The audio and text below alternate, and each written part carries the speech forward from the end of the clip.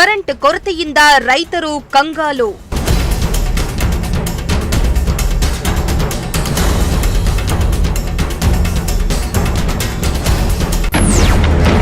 ಗಿಡಗಳನ್ನ ಉಳಿಸಲು ಟ್ಯಾಂಕರ್ ಮೊರೆ ಹೋದ ಅನ್ನದಾತ.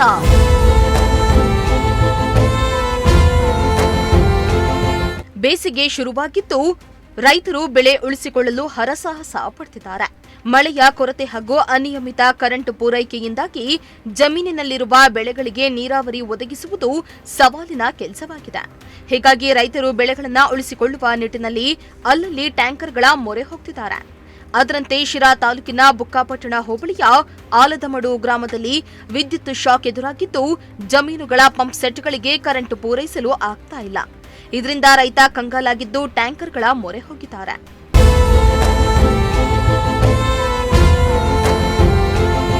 ಹೇಳಿ ಕೇಳಿ ಶಿರಾ ತಾಲೂಕು ಬರಪೀಡಿತ ತಾಲೂಕಾಗಿದ್ದು ಬೇಸಿಗೆಯಲ್ಲಿ ಅಂತರ್ಜಲ ಮಟ್ಟ ಕುಸಿತಾ ಇದೆ.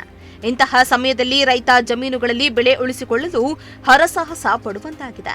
ಇತ್ತ ಶಿರಾ ತಾಲೂಕಿನ ಬುಕ್ಕಾಪಟ್ಟಣ ಹೋಬಳಿ ಶಾಖದಡು ಗ್ರಾಮದ ರೈತನೋರ್ವ ಸಾಲ ಸೂಲ ಮಾಡಿ ತೆಂಗು, ಬಾಳೆ, ಅಡಿಕೆ ಗಿಡಗಳನ್ನು ಹಾಕಿದ್ದು ವಿದ್ಯುತ್ ಅಭಾವ ಹಾಗೂ ಅಂತರ್ಜಲದ ಕೊರತೆಯಿಂದ ಬೆಳೆ ನಾಶವಾಗುವ ಆತಂಕ ಎದುರಾಗಿದ್ದು ಬೆಳೆ ಉಳಿಸಿಕೊಳ್ಳಲು ರೈತ ಹರಸಾಹಸ ಪಡ್ತಾ ಇದ್ದು ಸಾವಿರಾರು ರೂಪಾಯಿ ಖರ್ಚು ಮಾಡಿ ಟ್ಯಾಂಕರ್ಗಳ ಮೂಲಕ ಗಿಡಗಳಿಗೆ ನೀರು ಹಾಕಿ ಗಿಡಗಳನ್ನು ಪೋಷಿಸುತ್ತಿದ್ದಾರೆ. ಗಿಡಗಳಿಗೆ ಯಾವಾಗಲೂ ಒಂದು 4-5 ತಿಂಗಳಾಗೈತೆ.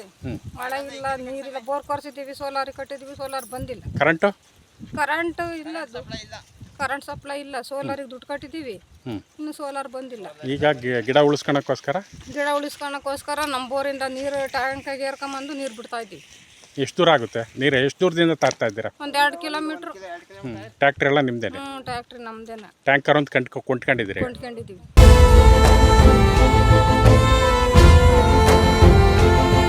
ಏನಾದರೂ ಸಂಬಂಧಪಟ್ಟ ಅಧಿಕಾರಿಗಳು ಸ್ಪಂದಿಸಿ ರೈತರ ಬೆಳೆ ಉಳಿವಿಗಾಗಿ ಸಮರ್ಪಕವಾಗಿ ವಿದ್ಯುತ್ ಪೂರೈಸಿ ಬೆಳೆಯನ್ನ ಉಳಿಸಿಕೊಡಬೇಕಾಗಿದೆ.